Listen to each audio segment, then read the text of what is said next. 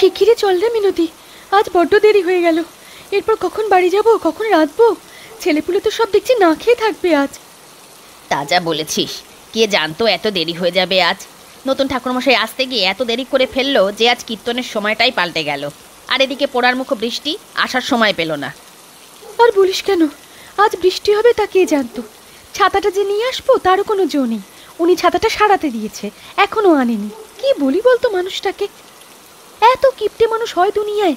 একখানা ছাতা কত বছর ধরে ভাঙছে মচকাচ্ছে, তবু সেটা পাল্টাবে না। বারবার সারিয়ে নিয়ে আসে, আবার ভেঙে যায়। বলি সারাতে যত পয়সা লাগে সেসব দিয়ে একটা নতুন ছাতা নিয়ে এলেই তো পারে বল।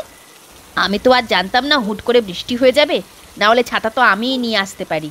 কি মনে হচ্ছে বলতো, কালবৈশাখী ঝড় শুরু হলো বলে রোজ রোজ কীর্তন করে বাড়ি ফিরতে পারলে হয়।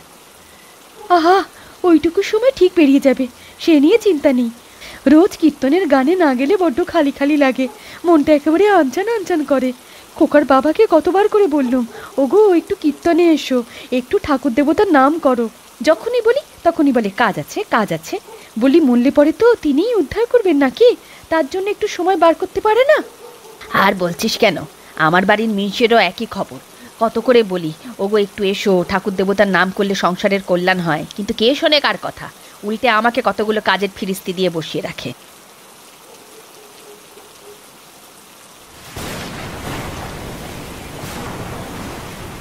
ওরে গঙ্গা, শিগগিরই চল, ঝড় এলো বলে।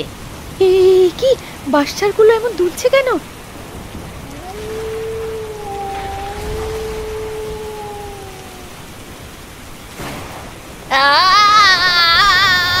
গো মা গো, মরে গেলাম গো।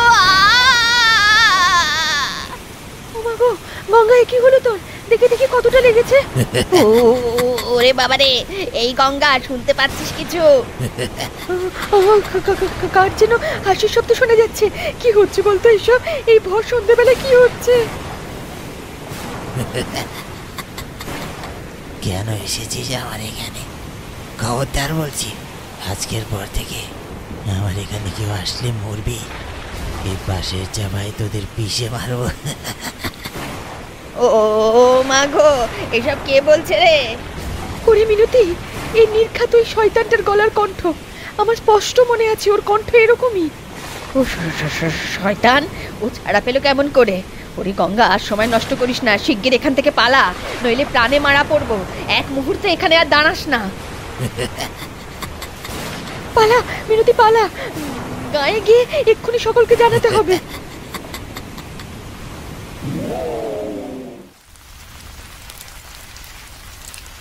বাবা ঠাকুর বাঁচিয়ে নিন, ওই শয়তান যে আবার কি করে বেরিয়ে এলো তা আমরা জানি না। ও হঠাৎ করে কি করে ছাড়া পেয়ে গেল বাবা ঠাকুর? এবার আমাদের কি হবে? এই গ্রাম তো আবার নিশ্চয়ই অভিশপ্ত হয়ে গেছে। ছোট ছোট ছেলেপুলে নিয়ে সংসার করি, কারো কোনো বিপদ হলে সইতে পারবো না। কিছু করুন বাবা ঠাকুর, গ্রামবাসীর উপর আবার সেই কালো ছায়া নেমে এসেছে, কেউ বাঁচবে না। আমি ওকে এমন জায়গায় বেঁধে রেখেছিলাম, কিন্তু তারপরও ওকে ওখান থেকে। হ্যালো বন্ধুরা, আজ আমি 1xBet নামে একটি অ্যাপ সম্পর্কে বলতে চাই, যেটি বিশ্বের সবচেয়ে বিশ্বস্ত বুকমেকার। PSG এবং সেরিয়া এ এই অ্যাপের স্পন্সর। অন্য অ্যাপের তুলনায় এখানে জেতার সম্ভাবনা অনেক বেশি। 22 মার্চ শুরু হবে IPL। এই অ্যাপে এসে ম্যাচগুলি লাইভ দেখতে পারবেন এবং পছন্দের দলকে সমর্থন করে নগদ ক্যাশ জিততে পারবেন। এছাড়াও অন্য সমস্ত লাইভ ম্যাচের ফলাফল এবং ম্যাচটি লাইভ দেখতে পারবেন। আপনি স্কোরের ভবিষ্যৎবাণী করে বাজি ধরতে পারেন, যেমন কোন দল জিতবে, কত রান করবে, ওকে সর্বোচ্চ স্কোর পাবে, এবং BMW গাড়ি, আইফোন, ল্যাপটপ আরো অনেক কিছু জেতার সুযোগ রয়েছে। এখানে ক্র্যাশ গেম আছে, প্লেন যত উপরে যাবে তত বেশি টাকা পাবেন, আরও বিভিন্ন ধরনের গেম রয়েছে। আপনি যা খুশি তাই বেছে নিতে পারবেন। আর রেজিস্ট্রেশন করার সময় আমার প্রচার কোড আধারের ব্যবহার করে প্রথমবার জমাতে পান 12,000 টাকা পর্যন্ত ও ফ্রি স্পিন। আপনি সহজেই পেটিএম, ব্যাংক, বিকাশ, নগদ, রকেট এবং অন্যান্য সহজ পদ্ধতির মাধ্যমে আপনার জেতা টাকা তুলতে পারবেন। তাহলে দেরি কিসের? পিন কমেন্টে দেওয়া আছে, লিংকে ক্লিক করে রেজিস্ট্রেশন করুন, অথবা গুগলে 1xBet সার্চ করে রেজিস্ট্রেশন করুন। আর রেজিস্ট্রেশনের সময় আমার দেওয়া প্রোমো কোড আধারের ব্যবহার করুন এবং বোনাস পান। ছাড়ালোটা কি? কোনো মানুষ না ছাড়ালে ওর দ্বারা একা একা ওখান থেকে বের হওয়া সম্ভব নয়। এত শক্ত করে ওই বাঁশের নিচে পুঁতে রেখে এলাম, তারপর ওখান থেকে ওকে তুললো কে? আমাকে একবার গিয়ে দেখতে হয়। বাবা ঠাকুর, এই গায়ে সবাই জানে এই শয়তানের কথা। কেউ কোনোদিন ওকে ছাড়ানোর জন্য ওই বাঁশঝাড়ে যাবে না। গায়ে সকলে ওই জায়গাটাতে যেতে ভয় পায়। ওই বাঁশঝাড়ের কাছাকাছি কেউ যায় না। নেহাতি বাঁশঝাড়ের পাশে পথটুকু সকলের দরকার, তাই ওইটুকু কোনো রকমে পেরিয়ে আসে। ওখানে যাওয়ার সাহস কারো হয় না। তাহলে এমন কাজ কে করবে? যদি এমন হয় কেউ না জেনেও হয়তো কেউ ওখান থেকে বের করেছে, তোমরা একটু খোঁজ লাগাও এই কিছুদিনের মধ্যে বাইরে থেকে কেউ এই ময়লা গায়ে এসেছে কিনা। তোমরা এখন এখান থেকে চলে যাও, আমি আজ রাতে ওখানে গিয়ে একটু তদারকি করব। আমাকে ওর সাথে কথা বলে জানতে হবে ওকে কে ছাড়ালো। বাবা ঠাকুর, আপনি ওখানে একা যাবেন? আপনার যদি কোনো বিপদ হয়? না না, আমি একা যাব না, আমি যাব আমার শিষ্য মিঠুকে নিয়ে। মিঠুকে আমি আমার সমস্ত তন্ত্রবিদ্যা শিখিয়ে দিয়েছি। আমার যদি কোনো বিপদ হয় তাহলে মিঠু আমাকে বাঁচিয়ে নেবে। তোরা নিশ্চিন্তে বাড়ি যা, আমি থাকতে গায়ের কোনো ক্ষতি হতে দেব না।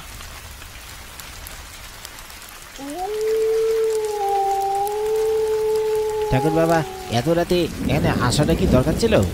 তুই কি ভয় পাচ্ছিস নাকি? শোন মিঠু, আমাদের কাজ এই মাওলা গায়ের সকলকে নিরাপদে রাখা। ওই শয়তানের হাত থেকে বাঁচানোর জন্য যদি আমাকে জীবনও দিতে হয় তাহলেও আমি পিছপা হব না। আর তোকে তো আমি বাঁচার জন্য সবকিছু শিখিয়ে দিয়েছি। ওই শয়তানের এখনো এত বেশি জোর হয়নি যে আমার সাথে পেরে উঠবে। আমি 12 বছর আগে ওকে এই বাঁশঝাড়ের কাছে একটা বোতলে আটকে মাটির নিচে পুঁতে রেখেছিলাম। সাথেই গায়ের রক্ষা কবচ হিসাবে একখানা তাবিজও বেঁধে দিয়েছিলাম। কেউ চাইলেই এত সহজে ওকে মুক্ত করে দিতে পারবে না। ও যদি ছাড়া পেয়েও যায় তারপরেও ওই বাঁশঝাড়ের মধ্যেই থাকবে। এই বাঁশঝাড় পেরিয়ে গায়ে ঢুকতে পারবে না। যতক্ষণ এই তাবিজ বোতলের সাথে বাঁধা আছে ততক্ষণ পর্যন্ত এই গায়ে পর্যন্ত পৌঁছাতে পারবে না। চিন্তা করিস না। আমরা চলে এসেছি ঠাকুর বাবা, এখন কি করতে হবে?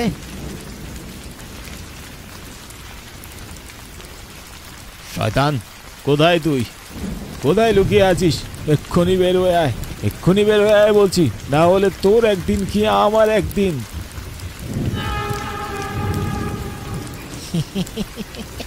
তুই আবার এসেছিস তান্ত্রিক? তুই আমার হাত থেকে এই গ্রামকে বাঁচাতে পারবি না, সাথে তুই তোদের শিষ্য পিষ্যকে নিয়েও মরবি। আমি থাকতে তোর সেই মনের আশা কখনো পূরণ হবে না। এই গ্রামের ক্ষতি তুই কখনো করতে পারবি না। তোকে আমি আগের বার যেমন বন্দি করেছিলাম এবারও তেমন বন্দি করব। ভালোই ভালোই বলছি এই গ্রাম থেকে চলে যা, নয়তো ভালো হবে না বলে দিচ্ছি তোর। এই গ্রাম আমি কোনোদিনও ছাড়তে পারবো না। এই গ্রামেই আমার বাস, আমি যুগ যুগ ধরে এই গ্রামেই আছি। এই গ্রাম থেকে আমাকে তুই তাড়াতে পারবি না। বেশি বাড়াবাড়ি করলে তোকে ওই বাজারের উপরে ঝুলিয়ে রেখে দেবো। ভালোই ভালোই বলছি, পালা এখান থেকে তান্ত্রিক। যাস কি তুই এই গায়ের মানুষদের কাছ থেকে? হ্যাঁ, কি ক্ষতি করেছে ওরা তোর? কেন তুই বারবার বেরিয়ে এসে ওদের ক্ষতি করছিস? এই গায়ে আমি থাকতাম বট গাছের নিচে, এই গায়ের মানুষজন আমার সেই জায়গা কেটে ফেলেছে। এখন আমি এই গায়ের কোনো মানুষকে ছাড়বো না, সবাই আমার হাতে মরবে, সবাইকে আমি মেরে ফেলবো। বুঝতে পেরেছি তোকে কিভাবে শায়েস্তা করতে হবে। চল মিঠু, আমরা এখান থেকে চলে যাই, এই শয়তানকে আমি দেখে ছাড়বো।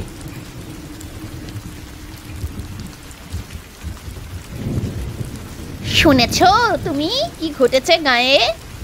কেন কিন্নি, কি কি ঘটলো? বলছি সে শয়তান তো আবার বেরিয়ে গেছে, তুমি কিছু জানো? কি শয়তান আবার বেরিয়ে গেছে? কিন্তু কি করে? ওকে না ঠাকুর বাবা তন্ত্রমন্ত্র করে আটকে রেখেছিল এই বাজারে, ও সেখান থেকে ছুটতে পারলো কি করে? সেসব আমি জানি না, তবে আজ জানো কি হয়েছে? মিনতি বৌদি আর গঙ্গা বৌদি দুজনে আসছিল ওই পথ দিয়ে কীর্তন শুনে, মাঝপথে বাঁশ ফেলে মিনতি বৌদির মাথা ফাটিয়ে দিয়েছে। এবার যে কি হবে আমি তো কিছুই বুঝতে পারছি না। আমিও তো বুঝতে পারছি না এটা কি করে হলো। আমার যতদূর মনে হয় এই গায়ের কেউ কাজটা করেনি, কারণ আমরা তো সবাই জানি এই গায়ে শয়তানের ভয় আছে। আচ্ছা গিন্নি, এই গায়ে কি নতুন কেউ এসেছে? কই না তো, আমি তো কাউকে দেখলাম না নতুন। এই গায়ে যদি নতুন কেউ এসেও থাকে তারপরেও তাকে হাজারবার সাবধান করে দেওয়া হয় যেন ওইখানে না যায়। আমার মনে হয় না বাইরের কেউ এসে এই কাজ করেছে। তাহলে তুমি কি বলতে চাইছো এই গায়েরই কেউ? সেসব আমি জানি না, তবে কেউ না কেউ এই কাজটা ঠিকই করেছে। আপনা আপনি তো আর সে বেরিয়ে যেতে পারে না, ভগবান জানে কি হবে। এ কি বাড়ির চালে কি হলো? মনে হচ্ছে কেউ ঢিল মেরেছে। এত রাতে বাড়ির চালে কে ঢিল ছুটবে? কি হচ্ছে সব? দাঁড়াও, আমি বরং একটু গিয়ে দেখি। হতে পারে কেউ ইচ্ছে করে আমাদের বিরক্ত করছে। এই না না না, তুমি বাইরে যেও না, খবরদার বাইরে যেও না। এমনি গায়ের অবস্থা ভালো নয়, তার মধ্যে এত রাতে বাড়ির চালে কে যে ঢিল ছুটছে। এখন বাইরে যাওয়া একদম নিরাপদ নয়, তাও আবার এই মাঝ রাতে। খবরদার বলছি, তুমি বাইরে যেও না। আহা গিন্নি, তুমি এত চিন্তা করো না, একবার বাইরে গিয়ে দেখি। এভাবে চালে ঢিল চললে তো এক সময় ভেঙে যাবে। হ্যাঁ, একবার বাইরে গিয়ে দেখি বরং কি হচ্ছে। ওগো আমি বলছি শোনো, তুমি বেরিও না, দয়া করে ঘরেই থাকো। গায়ের সমস্যাটাকে সমাধান হতে দাও। গায়ের সমস্যাটা যতদিন সমাধান না হবে ততদিন কি ঘরের ভিতরে বসে থাকবো নাকি? তুমি এত চিন্তা করো না, চুপ করে বসে থাকো, আমি দেখছি কি করা যায়। তুমি একা যেও না, আমিও যাব তোমার সাথে। বিপদ যদি হয় তাহলে দুজনের একসাথেই হোক। কই, কাউকে তো দেখতে পাচ্ছি না। তাহলে এত সময় ধরে কে ঢিল চললো বাড়িতে? আমার না কেমন যেন ঠেকছে। চলো আমরা এবারে ভেতরে যাই, দেখা তো হয়ে গেছে। গিন্নি, তুমি এত ঘাবড়িও না, কাউকে তো দেখতে পাচ্ছি না। এত সময় কাজটা করলো কে, সেটা তো খুঁজে বের করতে হবে। তোমাকে অত কিছু খুঁজে বের করতে হবে না, আমার ভয় করছে। তুমি ঘরে চলো। তোরা কি আমায় খুঁজছিস? তুমি তুমি এখানে? হ্যাঁ আমি। ছাড়, ছেড়ে দে শয়তান, ওকে ছেড়ে দে। ছাড়, আমার স্বামীকে ছেড়ে দে। আমার হাতে যে একবার আসি তাকে আমি ছাড়ি না, রক্ত খেয়ে তারপর ছাড়ি। ছাড় আমায়, আমরা কি ক্ষতি করেছি তোর?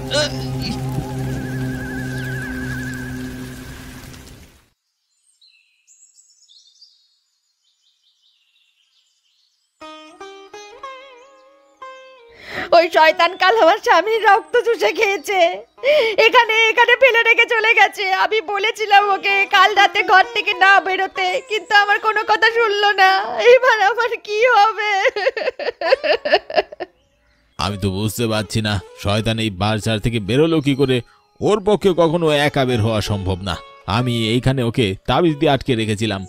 কেউ বোতল সরালেও তাবিজ সেখান থেকে সরতে পারবে না। কি যে হচ্ছে আমি কিছুই বুঝতে পারছি না। ঠাকুর বাবা, আমি একবার খুঁজে দেখবো তাবিজটা এখানে আছে কিনা। হ্যাঁ, একবার দেখ, তাবিজটা ওখানেই তো থাকার কথা।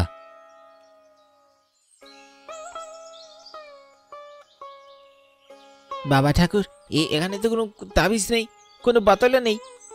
কি, এটা কি করে সম্ভব? এখানে যে বোতলটা নেই সেটা আমি জানি, কিন্তু তাবিজ নেই সেটা কেমন করে হতে পারে? আমি ছাড়া এই তাবিজ কেউ এখান থেকে বের করতে পারবে না। আমার মাথায় ঢুকছে না তাবিজটা এখান থেকে বের হলো কি করে। এবার আমরা কি করব বাবা ঠাকুর? একটা উপায় বলুন। আমাদের যে করে হোক এই শয়তানটাকে আটকাতে হবে, নচেত ওই গায়ের কাউকে বাঁচাতে পারবো না, সবাইকে তুলে নিয়ে মেরে ফেলবে। আমাকে যে করেই হোক ওকে আরো একবার বোতলে বন্দি করতে হবে, তাবিজ দিয়ে এখানে ঢুকিয়ে দিতে হবে।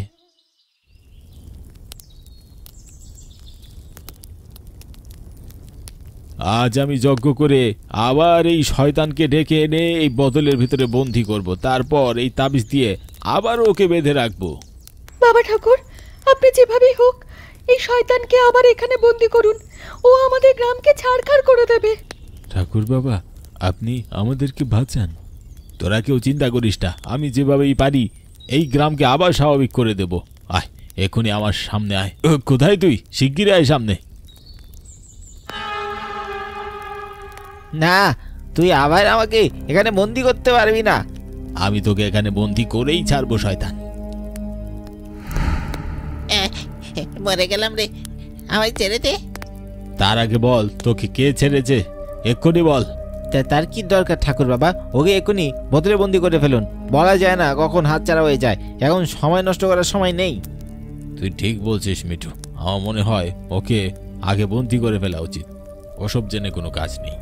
বলতে দিবি না আমায় এখন তুই? এখন বললে তুই ফেসে যাবি, তাই না? মানে কি, কি বলছিস তুই? চুপচাপ এ বোতলে ঢুকে পড়। ঢুকবো না আমি, তার আগে তোকে মারবো। ছাড় বলছি, ছাড় বলছি আমায়। ছেড়ে দে আমার শিষ্যকে, ও তোর কি ক্ষতি করেছে? এখনই ছেড়ে দে বলছি। ও আমায় নয়, তোর ক্ষতি করতে চেয়েছিল, আর তার জন্য ও আমায় ব্যবহার করেছে। আমি ওকে আজ মেরেই ফেলবো। ও মা গো, মেরে ফেললো গো, আমার ছেলেটাকে মেরে ফেললো। বাবা ঠাকুর, আমার ছেলেটাকে বাঁচান। আমি বিশ্বাস করে আপনার কাছে আমার ছেলেটাকে তন্ত্রবিদ্যা শিখতে পাঠিয়েছি। ও আপনার শিষ্য বাবা ঠাকুর, ওকে বাঁচান, ওকে বাঁচান। বাবা ঠাকুর, আমার ছেলেটাকে বাঁচান, ওই শয়তানকে মেরে ফেলবে। ছেড়ে দে শয়তান, নয়তো আমি তোকে এই মুহূর্তে শেষ করে দেব। আগে সত্যিটা সবার সামনে আসতে দে। বলছি সব দোষ আমার ঠাকুর বাবা, সব দোষ আমার, আমি করেছি। শয়তান বেরিয়েছে আমার কারণে, আমায় ক্ষমা করে দিন, আমার ভুলের জন্য আমার ক্ষমা করে দিন। দূর ভালো লাগে না, বাসটা আসতে এত দেরি করলো। মিঠু আবার এই মুহূর্তে এখানে আমাকে কেন ডাকলো কে জানে। এই ঝড় বাদলের দিন, তার উপরেই অসময়ে গ্রামের বাড়িতে এলাম। বললো বাসায় যেন কাউকে না জানিয়ে আসি।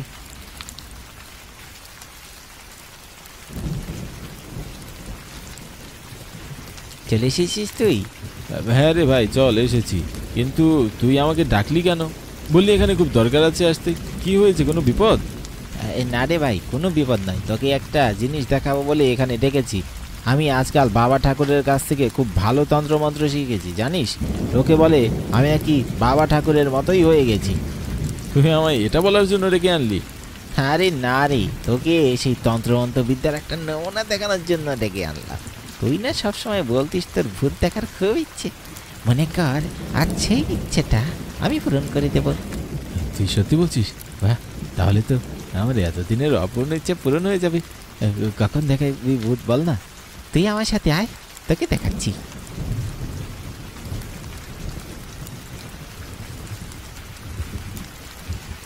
এটা তো বাজার বলে মনে হচ্ছে। তুই এখানে ভূত কোথা থেকে পাবি? আমি তো আগেই জানতাম ভূত বলে কিছু হয় না।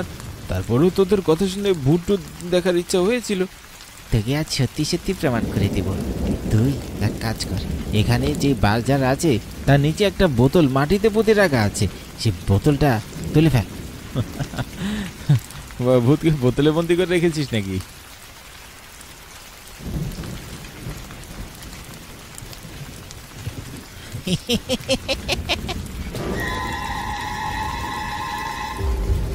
এটা কি জিনিস, কি বিভৎস ভয়ানক দেখতে। মিঠু বাঁচা ভাই, আমাকে বাঁচা, আমাকে বলতে চাই না। আমি এত সময় তোকে শুধু ব্যবহার করছিলাম, ক্ষমা করে দিস ভাই। কেন আমাকে এতদিন পর বের করলি? আমায় জোর করে এখানে বন্দি করে রাখার পর আবার কেন বের করলি? এবার আমি কাউকেই ছাড়বো না। আমি তোমায় বের করেছি নিজের সাথে, তুমি আজকে থেকে মুক্ত। কিন্তু তোমাকে একটা কাজ করতে হবে আমার হয়ে, কারণ আমি তোমাকে এখান থেকে বের করার ব্যবস্থা করেছি। কে কাজ? আমি চাই বাবা ঠাকুরের জায়গাটা আমি পাই। আমি তার একমাত্র শিষ্য, তাই আমি চাই তার সমস্ত জিনিসপত্র, পদবি সব কিছু আমার হোক। কিন্তু বাবা ঠাকুরের মৃত্যুর আগে সেটা সম্ভব নয়। তুমি কি আমার হয়ে বাবা ঠাকুরকে মারতে পারবে? হ্যাঁ পারবো, কিন্তু ওই বেটাকে মারা খুব একটা সোজা হবে না। আমি তোমায় সাহায্য করব, তুমি চলো আমার সাথে। হ্যাঁ, আমি এখান থেকে বেরোতে পারছি না। এই বাজারে আমার সীমানার দণ্ডি কেটে রাখা আছে, এর বাইরে আমি বেরোতে পারবো না। যদি তুমি বেরোতে না পারো তাহলে তুমি আমার সাথে আসবে কি করে? আমি সেটা জানি না, কোনো শক্তি আমাকে এখানে বেঁধে রেখেছে। তুমি তাহলে আপাতত এখানেই থাকো, আমি জানার চেষ্টা করি তোমাকে কিভাবে এখান থেকে মুক্ত করা যায়। এরপর আমি যখন জানতে পারলাম তাবিজ দিয়ে শয়তানকে ওই বাজারের ভিতরে আটকে রাখা হয়েছে, তখন পরের দিন গিয়ে আমি ওই বাজার থেকে তাবিজটা উঠিয়ে ফেলে দিয়েছিলাম। তুই শুধুমাত্র আমার জায়গা নেওয়ার জন্য শহর থেকে ডেকে এনে তোর এতদিনের সবচেয়ে ভালো বন্ধুকে মেরে ফেললি। কি লাভ হলো তোর? আমার পরে এই জায়গা তৈরি হতো, তোকে আমি ঠিক আমার মতন করেই শিক্ষা দীক্ষা করে গড়ে তুলেছিলাম। কেন এমন করলি? আমায় ক্ষমা করে দিন ঠাকুর বাবা, আমি ভুল করেছি, অতি লোভে ভুল করে ফেলেছি।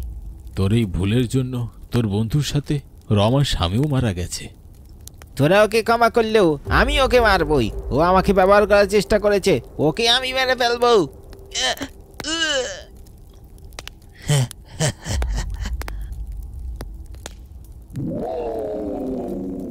তোর কারণে আর কারোর জীবন যাবে না। আজ থেকে তুই আবার এই বদলে থাকবি, আর এরপর যাতে কখনো তুই এখান থেকে বেরোতে না পারিস তার ব্যবস্থা আমি করছি।